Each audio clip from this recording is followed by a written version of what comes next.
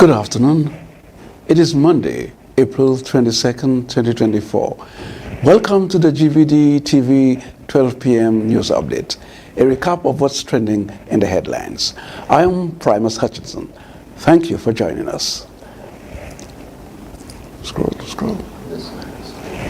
We begin with news that following his summons to appear before the European Commission and the European Parliament to discuss proposed changes to the island's Schengen visa-free access privileges, St. Lucia's Prime Minister Honorable Philip J. Pierre is once again being summoned, this time by the US-based attorneys of MSR Media Inc.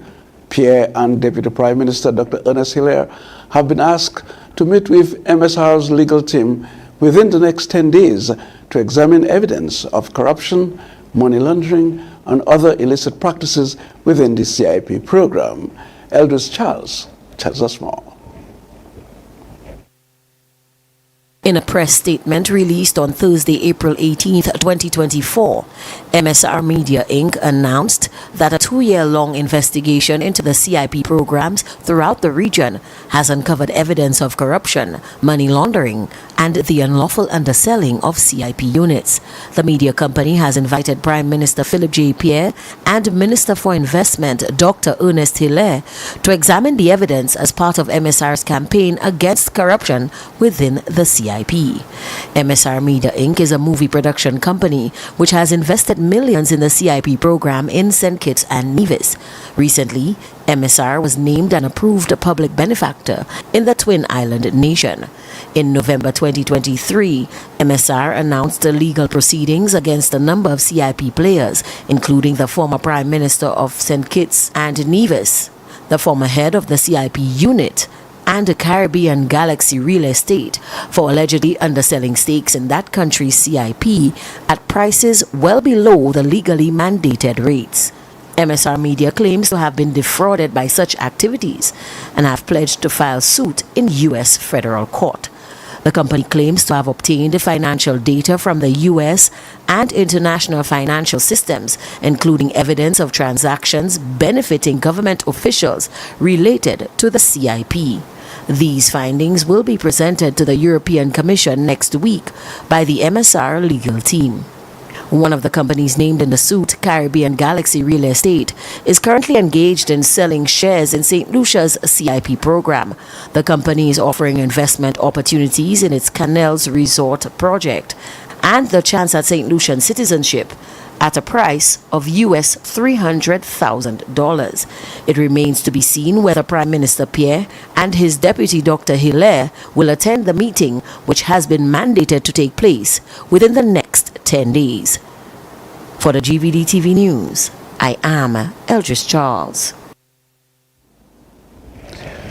The UWP has urged Prime Minister Pierre to accept the invitation extended to him by MSR Media and their legal team.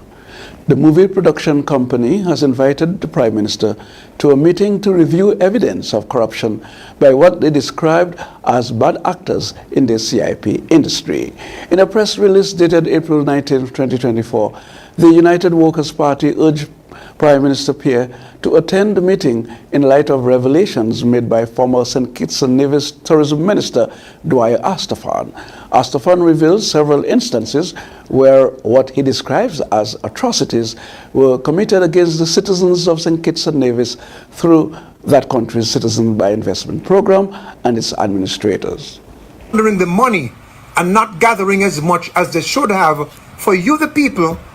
They watched over the program as developers and others engage in selling citizenships below the minimum set by law in the parliament by the same governments.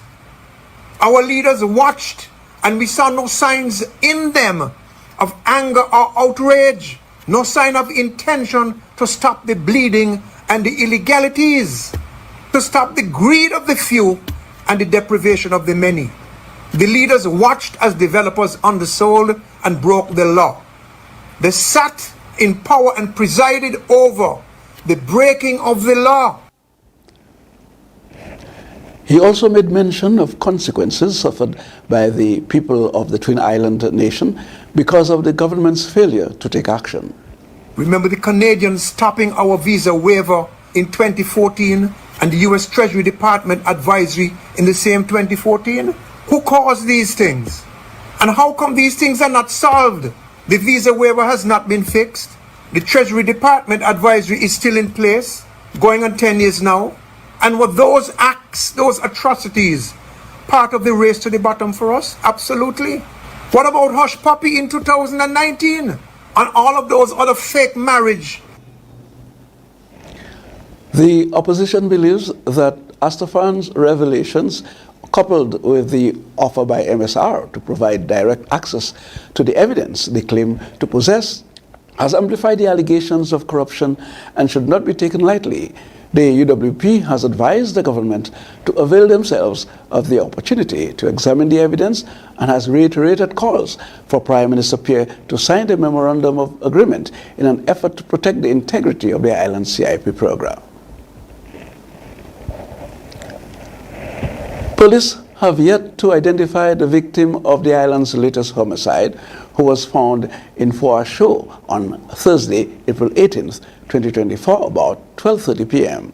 The Royal St. Lucia Police Force, RSLPF, commenced investigations into a homicide at Foa Show, Castries, and one male victim was discovered lying motionless on the ground with apparent wounds to the head.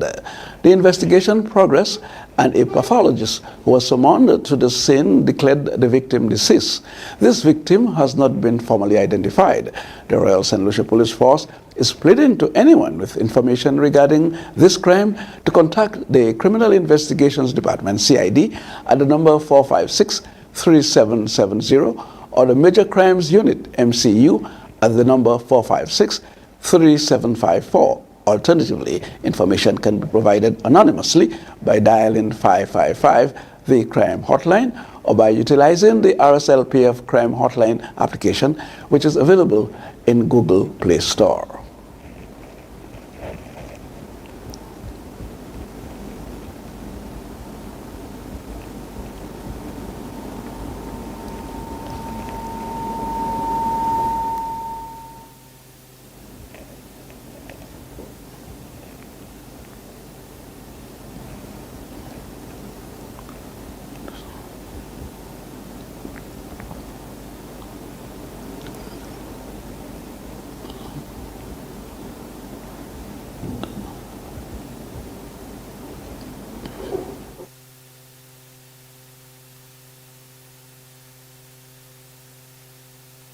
Why pay full price for your mobile when you can pay half? Just bundle your home internet and mobile services with Flow and save 50% on your mobile bill. That's money in your pockets every month. Plus now you get free YouTube and WhatsApp data. And you can share your plan with up to 3 other numbers. Upgrade now and get a free smartphone.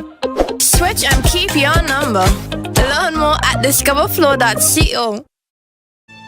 So, this is goodbye. A professional one. A meticulous one. One with unique options. And total support.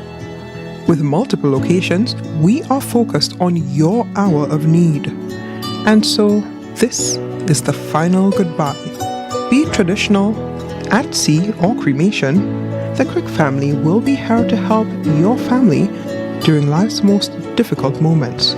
Crick's Funeral Home, telephone 452-2780 and 459-9212.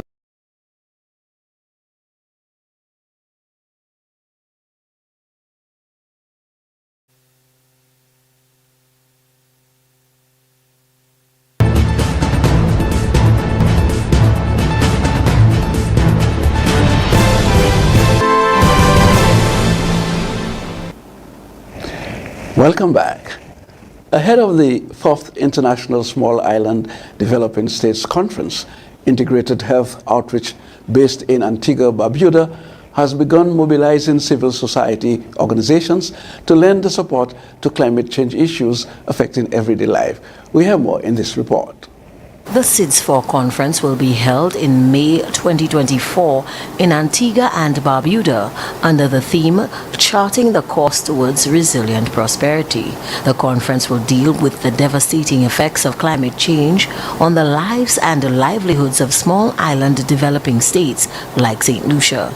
Usually, dialogue surrounding climate action has been reserved for heads of government, but in this instance, the conversation will include civil society organizations. The aim is to encourage greater participation and increase awareness among Caribbean populations. To this end, Integrated Health Outreach, an NGO out of Antigua and Barbuda, has commenced mobilization of various CSOs throughout the region. According to IHO's representative in St. Lucia, Brittany MacDonald, countries within the region share common goals with regards to climate change and are similarly impacted. When you look at the experiences that we have, because we are dependent on our marine environment for tourism, economic sustainability, for our education system and our access to technology, all of these things are interconnected as well to gender issues and the fact that women disproportionately experience the impacts as well from climate change, because within most Caribbean households, women are considered the caregivers, and that's the same as well culturally across other SIDS regions. The SIDS conference takes place every 10 years in support of Sustainable Development Goals 14, 16, and 13, which deal with marine conservation, peace, justice, and climate action, respectively. McDonald says there is no time like the present to begin the movement towards strengthening climate resilience. So this is an opportunity where the various member states are having discussions about what is the plan for SIDS moving forward across the next 10 years, because this conference only happens every 10 years. But the urgent need is right now. We're experiencing coral bleaching in our oceans. We're experiencing high temperatures. We're also experiencing rising sea levels. We experience sargassum. That one has its own conundrum to it as well.